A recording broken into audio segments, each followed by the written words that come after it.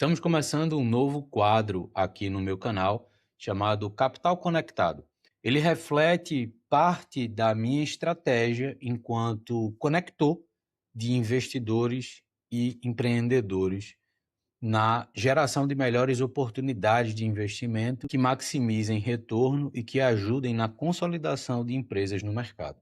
A ideia do Capital Conectado é trazer aqui as perguntas que eu recebo para explicar um pouco mais, a partir da ótica dessa conexão entre investidores e empreendedores, como a gente pode maximizar resultados para os dois lados. A primeira pergunta é como colocar uma empresa para ser de fato analisada para investimento? Essa é uma pergunta comum em quem está começando a olhar para investimentos em startup, querer saber o que é que faz uma empresa se tornar elegível para uma análise de investimento. Eu ainda não estou falando sobre a rodada, uma diligência. Eu estou falando em preparar uma startup para chegar numa diligência. E aqui tem alguns pontos que eu acho que são fundamentais, por mais que cada negócio precise de uma análise própria.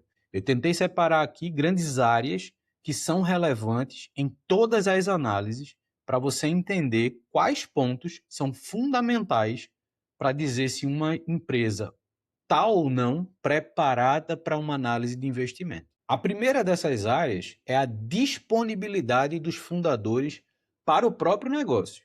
É muito comum, principalmente em rodadas iniciais, que a gente encontre times fundadores que atuam part-time no negócio, que não estão dedicados integralmente àquilo que estão fazendo. Isso é um problema. Então, entender qual a disponibilidade que esse time fundador tem para o negócio é o ponto de partida para perceber se faz sentido avaliar essa startup para uma rodada de investimento ou não.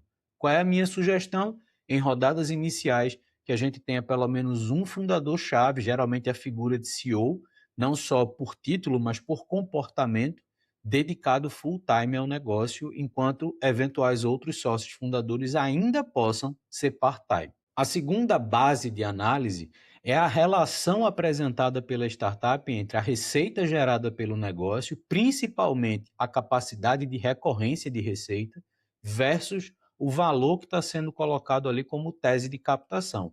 Esse é o ponto mais comum da gente encontrar erros na estratégia do lado dos empreendedores. Por quê? Faz-se muito pouco, mas acredita-se muito no negócio, então por isso cria-se teses muito grandes e complexas.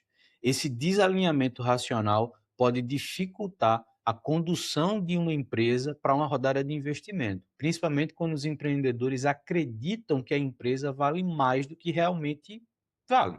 O terceiro ponto tende a passar despercebido numa primeira análise, mas eu sempre tento puxar isso desde a primeira conversa com os empreendedores. Entender como é que está o cap table, desde como está pensado para os próprios fundadores, até se já tiveram outras rodadas de investimento, como essa relação se dá com os outros investidores. Entender esse cap table é fundamental. Startups que estão buscando primeiras e segundas captações e já tem 20, 25% do cap table comprometido, dificilmente vão conseguir apresentar uma estratégia de retorno que brilhe os olhos dos próximos investidores. Então, esse cuidado com o cap table é fundamental. E um último ponto, não que ele é o menos importante, mas é entender a relevância do mercado. O quão relevante é o mercado que está sendo atacado por esses empreendedores. É um mercado que cresce, é um mercado que absorve soluções de tecnologia, é um mercado factível de competir por uma fatia relevante de clientes.